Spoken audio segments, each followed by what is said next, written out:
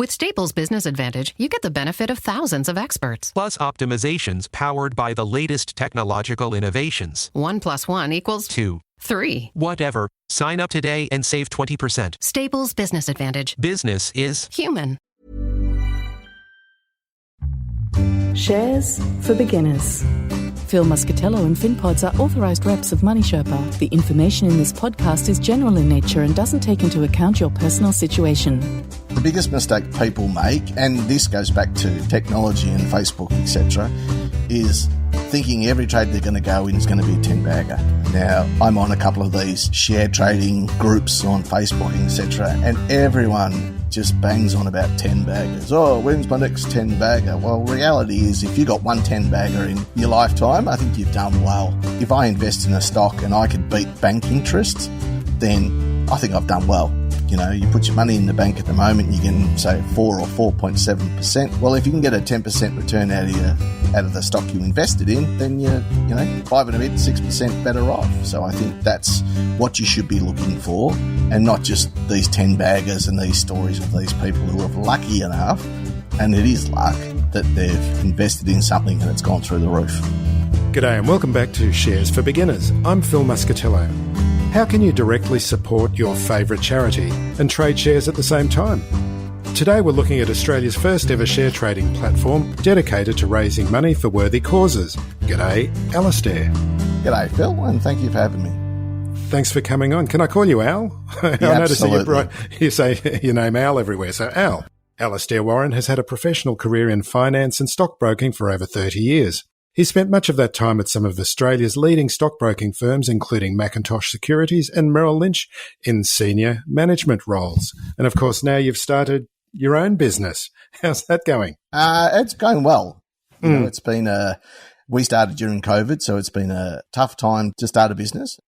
And the markets certainly of late haven't been very helpful for us, but it's a very rewarding business, Phil.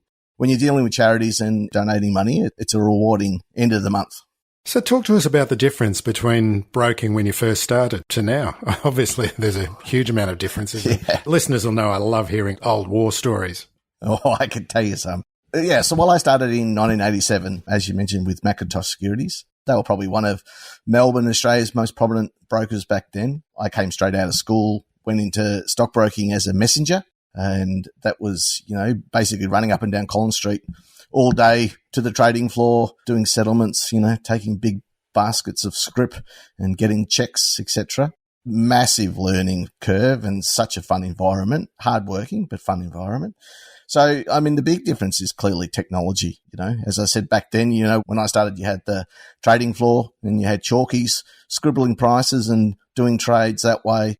The tickets from the trading floor, you had to manually punch into the computer. The settlements, as I said, was all manual. You had the old share certificate and transfer forms, and you had to match the two together and send them off down to the custodians, etc. So technology has played a massive part in the change in the last 36 years, for sure. Do you think fundamentally it's any different, though? Really, it's still a market, isn't it? Yeah, no, 100%. You can only buy and sell shares, one way, right? Buy or sell. I think fundamentally, the only sort of change, I guess, would be speed of trading. Now that we're all on computer and it's all computerized, and now you've got algorithms, and we're moving into AI trading as well. That has changed. It's harder, for, I know a few guys who are professional traders, and trading against the machines has made it very, very hard over the years. But fundamentally, you're 100% right. You buy sells or you sell shares. Do you think all the changes have been good for investors? Yeah, I do, actually. I think the internet has certainly opened up a wealth of information to investors, and especially, as your podcast is for beginners, there's a lot of education out there, free education, research, how do I, research a company, or how do I, educate myself on buying and selling shares or investing. So I think technology has been a good enhancement to the business. It's improved efficiencies, again, back in the 80s, we used to call it, you trade on the never. So you'd buy shares, and if it went up, you'd pay for them. If they didn't, or you just sell them and never pay for them. And if they didn't go up, well, you would just send your check whenever you did. But of course, then we moved from that T+5 settlement, and now we're at T+2 settlement. So, efficiency, it certainly has been good. And of course, I've got to commend you guys on the education that you provide. I follow you on Twitter, and you give some really good information about what investors need to know about buying and selling shares. Yeah, that's Ben. That's my business partner. Ben's background, he and I have worked together for a long time prior to starting Trade for Good. And he spent probably the last 15 years supporting retail investors from a technology point of view, how to trade, fundamentals, setting up alerts, etc., that sort of stuff. So he's very driven by education. He loves providing that information. And that's, we've got a balance with our social media and LinkedIn posts between trading, education, and obviously our charity work. So, what are the charities doing? How does trading benefit them? So, it's a big part of what we do. And as I said, Ben does a terrific job. Yeah, I've got to commend it. And Trade for Good on Twitter. And it's LinkedIn as well that those posts go? Is that the we've got platforms? Yeah, that's right, Phil. We've got the full suite. So we do LinkedIn, Twitter, Facebook, and Instagram. Do you have any sort of information on the kind of investors that come to Trade for Good? And are there new investors there, do you think? Yeah, 100%. I think it's interesting. I mean, without sounding silly and putting it too simply, we can trade with anyone who trades shares. So that's from experienced retail investors, and we've got a number of professional traders, guys and girls who sit at home and actually that's how they make an income, through to new investors. Got sort of I don't know what we're at to, millennial or Gen Zs, who certainly like the philanthropic side of what we do. We have a number of financial advisors who trade through us, so that's sort of the wealth managers. We have platforms. We're just integrating to a new platform that's coming out called Advisor Universe. We've just been put on NetWealth's approved panel list. We have institutional clients like Pitcher Partners and Armitage, which is a fund in Melbourne. And interestingly, we've just partnered with a long-short manager out of Melbourne called Westbourne Asset Management, run by a really, really terrific guy called Charlie Burgess. His fund's sort of been closed, just sort of managed his own money plus some sophisticated investors' money. But he was trading through us, loved the philanthropic approach, and he's actually now going to turn his fund into more of a philanthropic fund where he will donate a minimum of 1% NTA, which is net tangible assets or the value of the fund, every year to a partner charity. That's great. So if you were to talk to a new investor, is there something that you would, or one thing that you would have top in mind to tell them to be careful of? Yeah. Well, I've actually got 3 things, Phil. Oh, I hope that's prepared. all right. You've prepared. That's great. No. Well, I think it's important. I think the one major thing I think is, for new investors is understand the company you want to invest in. Understand the fundamentals, the balance sheet, what it does, what it actually does. So get to know the company that you think you're going to invest in. And I think the biggest mistake people make, and this goes back to, technology and Facebook, etc., is thinking every trade they're going to go in is going to be a 10-bagger. Now, I'm on a couple of these share trading groups on Facebook, etc., and everyone just bangs on about 10-baggers. Oh, when's my next 10-bagger? Well, reality is if you got one 10-bagger in your lifetime, I think you've done well. If I invest in a stock and I could beat bank interest, then I think I've done well. You put your money in the bank at the moment, you're getting, say, 4 or 4.7%. Well, if you can get a 10% return out of the stock you invested in, then you're, 5 and a bit, 6% better off. So I think that's what you should be looking for, and not just these 10-baggers and these stories of these people who are lucky enough, and it is luck, that they've invested in something and it's gone through the roof. I think it's always interesting, that idea of a 10-bagger is, if you're not experienced and you see suddenly your stock soaring and skyrocketing, there's a temptation to sell at 10%, 20%, 25%, and most people sell before it even becomes a 10-bagger. You're 100% right. It's yes, 100%. Because you're playing that psychological game as well, aren't you? Yeah, I mean, you've got to have nerves of steel, right? Who wouldn't want to take a 10, 20% return, 25% return? I think some of the classic ones, obviously the big one was GameStop in America. More locally we had Zip, That went from zero to hero and is back at zero, basically. Well, not zero, but a long way off $11. But, the reality is those people who held it from, say, 50 cents to $11 would be none, because you just wouldn't. You might buy and sell it through the course of as it rises, but, reality is you're not going to hold it from 50 cents to $11. And the reality is, in the Australian share market, dividends play such a huge role in terms of returns, don't they? Yeah, 100%. Getting a dividend yield for building your wealth is critically important. It's finding those stocks, and we've got a number of fundamental tools and analysis tools now in our system that allows you to do that. But yeah, dividends, and also, a good way of doing it as you're building your wealth is dividend reinvestment plans. So instead of getting a check for $35 from Telstra, you select DRP, which you do through the share registry, and that'll invest back into the physical shares. So you might get an allocation of 15 new Telstra shares. Better that, you're going to get a check for $35 and just waste that. But this allows you to then go, well, okay, well, I got an extra 22. So then it's compounding. I think that's a very good way for a new investor to build a good quality and portfolio. Yep, rather than dreaming of those 10 baggers. Correct. Once they get on the forum and then start saying, correct. okay, this is where I'm going to make my fortune, Yes, exactly. Yeah, right. Yeah. So what inspired you to co-found, I'm saying co-found because you are a co-founder, what inspired you to co-found Trade for Good? Look, I think there's two answers to that question. One is, if you think of what we do and we just take brokerage less our execution and clearing costs and, divided by 2 or donate 50%. And that's a standard model in broking. If I work at Shaw & Partners or I work at Morgan Stanley, I pay the house or the company, probably anywhere from 50 to 70% of what I write. But that model is not usually applied to the self-directed market, so like the CommSec, NAB Trade, CMC, because there's no advice. So there's no need to pay the house those percentages. So common model, just applying it to the self-directed market. We don't provide any financial advice. It's what they call non-advice execution only. So we provide you with the tools to trade. You make the decision when to buy and sell, and that's how you do it. So there's that side of it. And if I'm honest with myself, I think post GFC, I, having been in the industry for 36 years now, I was pretty disappointed with us as an industry, and probably more so Wall Street, to be honest, just through the pure greed. You had big firms over there, and I probably won't mention one. I don't particularly want to get sued, but, they were, there's been certainly a Hollywood movie made about it, but, you had big firms shorting it, which means you sell it at a high price on the hope that you buy it back at a cheaper price. So reverse to a standard investment strategy, shorting it on their book but selling it to their retail clients or their investors. And that, I thought, gee, we're a pretty poor industry when we're all about us and it's all about greed.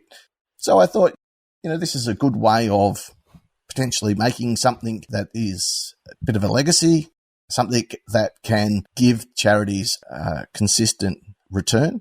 That's what all the charities strive for and struggle with, is having a consistent level of donation or revenue, which allows them to, plan and grow and implement, strategies to their specific philanthropic needs. So, Al, speaking of these charities, which are the ones that you support? Yeah, when I started it, I had 30 in my mind, Phil, and I don't know why. I thought 10 for humans, 10 for animals, and 10 for the environment. But reality is, in Australia, there is 58,000 registered charities, which grows at about 4% a year. And I think they're the second largest employer behind hospitality. So really? I had no idea about that. Yeah. Yeah, no, it's a big industry. And, I've learned a lot about charities over the last 3 years. Yeah, it's an interesting space. So we started with that 30, but reality is humans need so much more support, whether that's medical research or whether that's, housing, domestic violence, food. Food Bank is one of our big charities, and the amount of work that they do with, providing meals, and the amount of need for that is quite staggering. And I think that's, it's well publicized on news and everywhere that, that's increased through, cost of living pressures. So I think, if we get to 30, we've currently got 15, or we've got 16. We have trade for goods choice. A lot of our institutional clients just say, leave it up to you. You guys sort it out at the end of the month, and we just prorata it across everybody. But if we got to 30, I think it'd be 20 for humans, 5 for animals, 5 for environment. And the reason I sort of wanted that lower number is to make a meaningful difference. We could have 300 charities and send out $10 each, for argument's sake. That's not going to shift the dial much. So I'd rather have a smaller number and make a meaningful difference. So we have charities, some well-known brands. We have Variety, kids charity, that's now called. It used to be Variety Club. We have Relied, Habitat for Humanity. And then we've got some lesser ones, which are Food Bank, as I mentioned. Then we have Pet Rescue. We have, on the animal side, we have a horse sanctuary one. On the environment side, we have Carbon Positive Australia, Take 3, which is about ocean and education around plastics. And they're two really good examples about how you can make a meaningful difference with your brokerage. Now, Carbon Positive Australia does reforestation and regeneration of our natural bush right across the bottom and up the eastern seaboard, and $4 plants a tree. So, it doesn't take much from one trade to make a meaningful difference. Take 3 educates kids. They also collect rubbish, but they educate school children about, the dangers of plastics in the ocean. Now, they can educate 2 school children for $9.50. So again, it's an easier way, or an easy story to tell when, your brokerage can go to those sort of lower numbers. Food Banks creates a meal for 50 cents, so it's easy to make a meaningful difference with your trading. Some of the bigger ones like cancer research, Pancare, it's research, so that takes a lot of money. But, so we have a lot of charities. Do you want me to list them off? No, it's okay. We'll put them in the notes. We'll put a full list in the Botox Cosmetic, out of botulinum toxin A, FDA approved for over 20 years. So, talk to your specialist to see if Botox Cosmetic is right for you. For full prescribing information, including boxed warning, visit BotoxCosmetic.com or call 877-351-0300. Remember to ask for Botox Cosmetic by name. To see for yourself and learn more, visit BotoxCosmetic.com. That's BotoxCosmetic.com. Super is one of the most important investments you'll ever make. But how do you know if you're in the best fund for your situation? Head to lifesherpa.com.au to find out more. Life Sherpa, Australia's most affordable online financial advice.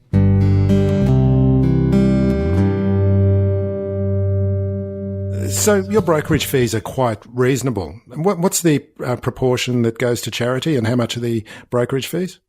Yeah, so institutional rates, we're price takers, not price givers. So they tell me what we're going to charge them, which is well and good because they do some big lumpy trades. So that's great. They are the big end of town for a reason. Correct, mate. Retail rates, we start at $9.45, GST inclusive. That's up to $10,000 a trade, 15 to 15, and then it's 0.099% or 99 basis points. And basically what we do, we've got costs, obviously. We have got to pay our broking partner for the actual trading side of it. We pay the ASX fees. So we subtract that and divide it by 2. You could easily plant a tree for one trade. Oh, 100%. 100%. And, I love that story. And we've used it, again, going back to our social media, someone like, a Picture Partners, big firm, big business consulting accounting firm, has a wealth division. They manage about $5 billion. So it's a big firm. But, we can legitimately say they offset their carbon footprint by their trading. So, because every time they trade, we go plant a tree. So, it's a good story. So one of the first things an investor in the share market has to do is open a brokerage account, which is where you guys come in. Talk us through the process. Yeah, well, there's another thing that's changed a lot over the years, Phil. That used to be so manual, wet signatures. You had to send all your paperwork in, very, painful. Oh, I'm old enough to remember. Yeah, exactly. And you know what? That's still the biggest challenge in our business because, people are inherently don't want to change. I think statistically, you're more likely to get divorced than change your bank account. But the way we do it is a lot better through technology. So it's all online. So you go to the Trade for Good website, www.tradforgood.com.au. www.tradeforgood.com.au. Get started across the top menu banner, and then you choose your charity, fill in some details, your electronic verification of yourself. If I use a individual personal investor, retail investor, stick your license in or your passport. It verifies who you are. We automatically open a Macquarie CMA account, and we do that. Well, it doesn't cost you anything, which is a good thing. That's a cash management account, isn't it? Because you've got to have a cash account along with your broking account. Yeah, and we do that because two reasons. It reduces our risk, and it also reduces the end investor's risk of fat finger. So we do cash vetting. So, you must have $5,000 in your account to buy $5,000 worth of stock. You accept some T's and C's at the end of that, and then we set you up with our desktop version of our trading and our free mobile app, which you can also trade from, and you're sort of up and running within 24 hours. Great. So let's go through it. Placing an order, what's the difference between a limit order and a market order? Yeah, a limit order is as it sounds, right? You dictate what price you are limited to on your buying or your selling. So you say, I will only buy BHP at X price, or I will only sell BHP at X price. A market order is, I just want to buy it, I just want to sell it, and it'll go through at whatever the market is at that particular time. Are there any dangers in either one of those approaches? Actually, I'll just tell you a personal story, because I do like looking at the market depth when you place an order. Yep. And you can sort of see, I can kind of see where my order will sit in the market depth. And you might be waiting for a long time for that that order to go through. I'm sure you've seen that many a time. Yeah, especially on the sell side, right? You always want to sell when you want more. to go. Yeah, that's right. Yeah. Yeah, no, you're 100% right, Phil. Dangers, look, I guess, again, it comes back to, your personal mindset. Dangers are, I'm going to sell it at market, and then, of course, it goes up 10% further in the day, and you're like, God damn, wish I didn't do that. There's no real inherent danger, I don't think, other than, missing out on the price that you wanted. So you also provide watch lists. Why are watch lists important? Yeah, watch lists are great, actually. Within our trading platform, it sort of drives the whole, functionality of the platform. So you create a watch list. So that allows you to have one simple space that allows you to monitor the stocks that you're interested in. It then drives things like charting, depth, as you mentioned, and the market information fundamentals. And, simply clicking in your watch list on BHP, it then alters the rest of the platform to say charts will update your fundamentals, your depth, etc. So it's a great, easy way to have a snapshot of the stocks you're interested in. From there, you can, right-click trade, buy or sell the stocks that you've got in your watch list. And importantly, you can add alerts. Alerts are a fantastic tool, which allows you to say, well, there's a number of different levels of alerts you can set. You can do it on, price. So tell me when BHP hits a certain level, or if it goes down a certain level. If the bid price or the offer price hits this price movement. So if one of my stocks, if BHP goes up by 10% today, let me know. Volume, if it's doing X amount of volume, or even news, if it comes out with price sensitive news, let me know. So it'll send you an email, or it'll send a direct alert to your phone. So you're always, up to speed with what's going on, unless you're going to sit there and stare at your screen from the hours of, 10 till 4. Or just after 4, it's not good for your mental health unless you're a professional at it. No, correct. Yeah. So you mentioned charts. How would a beginner begin to approach charts? Because they can be very, very complex, can't they? And they can be 100%. And it's really, you just have no idea about what's going on with a chart when you first look at one. So what would be your suggestion for someone looking at a chart for the first time? I would ring Ben. he is a chartist expert. Look, I'm a simple line chart sort of a guy. I think the candles, so you can see visually when there's selling pressure, the red candles versus the green, which is the buy. I think that's, I am a simple chartist, Phil, to be honest, but, they sort of visually tell me that you can see pressure if the stock's getting oversold. So obviously the price will come down. But there, again, there's lots of good charting information out there. Google's a wonderful machine. AI is fantastic, ChatGPT. So there's a lot of wealth of information out there. It's, again, about education. It is, and there's so many different styles of being a chartist as well, isn't there? Oh, yeah. You know, reading candles or reading patterns or looking at momentum or, you know, the indicators, whether you're a MACD kind of person or a... There's everything. There's so many of them. So, yeah, approach it carefully, I would suggest. Yes, correct. Because, you know, it is a good tool to, you know, I guess figure out momentum, you know, and certainly goes back to, you know, your understanding the business. You know, charting is a good way to go back and look at price history. You know, what's this stock done over the last 5 years, 10 years, 1 month, 2 weeks? You know, does it have seasonal increases or decreases? I think it's also worthwhile because there's also the trap of catching a falling knife. And I think just by looking at a chart for a company over a long period of time, it gives you just a bit better idea, because people go, oh, look at it, it's at $5 today. It must be really cheap. But then if you look at it in context of that price action over a period of time, you can say, well, you know, they can go a lot cheaper as well. Yeah, 100%. 100%. Yeah. Very good tool though, charting, you know. And as you said, you know, there's people out there who call themselves chartists and they just love a chart. And as you said, there's indicators. Oh my God, there's hundreds of them. Moving crossover averages and blah, blah, blah. The golden cross, the death cross, all that sort of stuff, And then you get into the candles as well, all the different kinds of candles, We'll get back to the show right after this brief message. Why am I buying, holding, or selling a share? If you can't answer that basic question, then you don't have a plan. The best investors are ruthless in executing their plans. I've been fortunate to meet many great investors on the podcast. Tony Kynaston is one of the best. He has a clear and systematic approach to investing that is honest, sensible, and methodical. It's called QAV, Quality at Value. QAV now offer an excellent light plan for only $29 per month. You can follow their buy and sell recommendations and learn the ropes. And the first month is free using the promo code SFBLIGHT. Go to qavpodcast.com.au to sign up. That's qavpodcast.com.au using the promo code SFBLIGHT. Past performance is not a guarantee of future returns. Please read the QAV FSG and consult a financial professional before investing. I receive a small commission for services I recommend, and I only recommend services I use myself.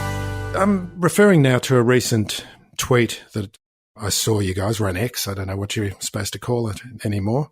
About many brokerage services not charging brokerage anymore, especially in the US. Tell us about that. Talk to us about what's going on there. Yeah, look, it's interesting. That will never happen in Australia. I don't think it's not legal here. ASIC don't allow. What they do in the US, it's called payment for order flow. So, you know, Robinhood is obviously the biggest name around doing that sort of thing. So they get paid to put your orders somewhere, usually with a market maker or another broker. So they get paid, and that's how they make money. So they can charge you no brokerage. And look, Robinhood's a good example. They don't charge brokerage, but they make $1 billion out of order flow. So they get paid that way. US is a total different market to us. Yeah. Purely based on volume as well. You know, I think I read during the pandemic, I think it was TD Ameritrade, one of the big brokers, might have been Charles Schwab. In one day, pure retail did 7.3 million trades. Now, our market wouldn't do that totally in, months.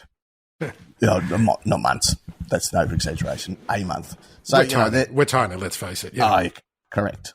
So they get paid for that. They also do, in the US, they have sort of a default margin facility. So if I bought $10,000 worth of shares and didn't pay for it, well, it rolls automatically into a margin type facility. So then they start charging you interest.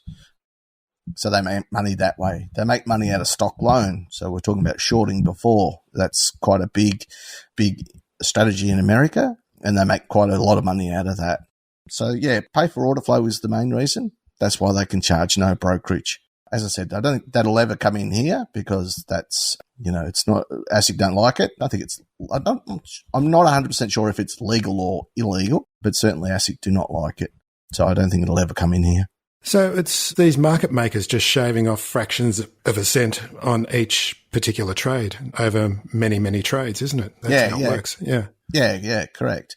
There's some clever, again, comes back to technology, but, there's clever things like, they can do pre-match books.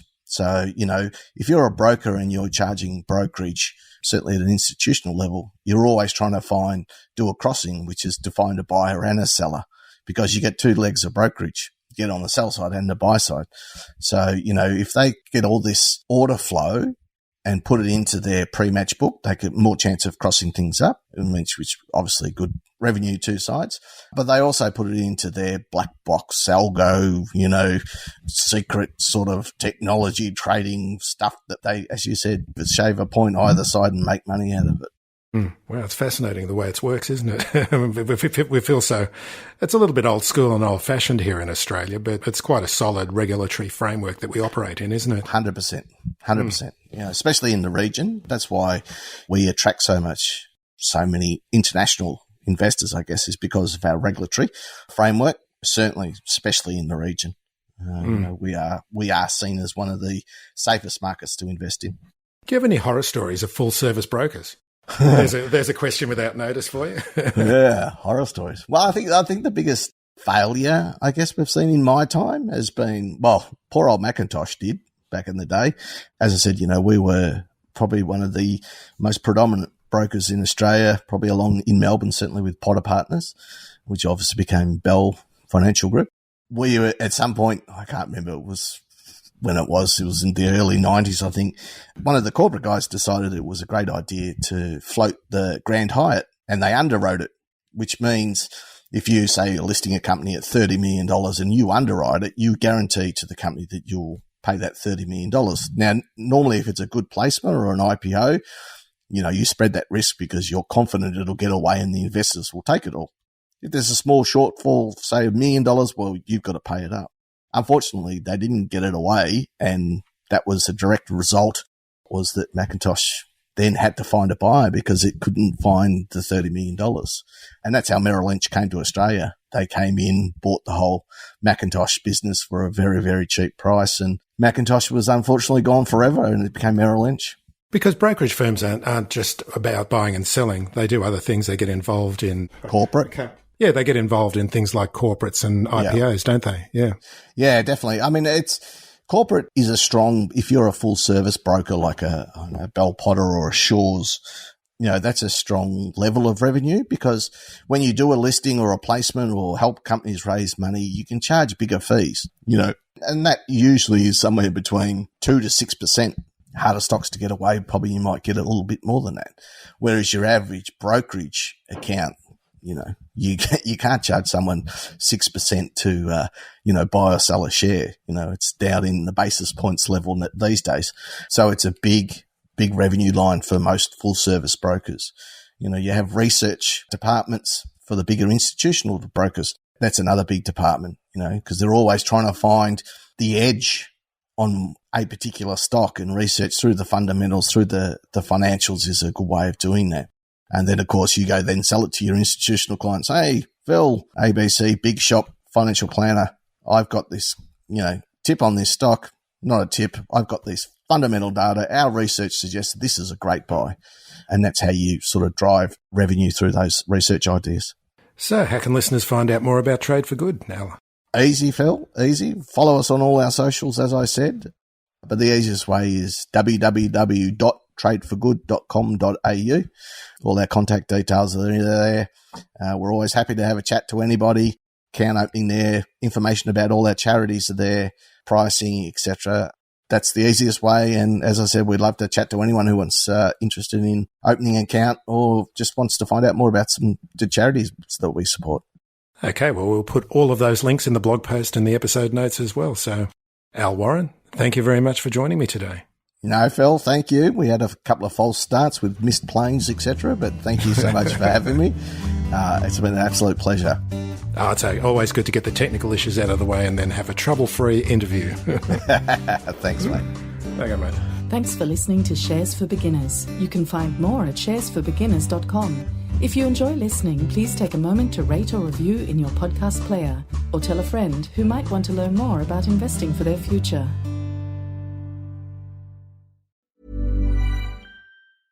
At Staples Business Advantage, our experts can help you find furniture that fits any design and budget, while AI can recommend products based on preferences, generate 3D models for visualization, and optimize space planning for office furniture. take advantage of our team's eye for style and design. And my eye for, wait, I have no eyes. Only algorithms. Let Staples Business Advantage use today's latest innovations plus our team's experience to make furnishing an office space easier for you. Sign up today and save 20%. Staples Business Advantage. Business is Human.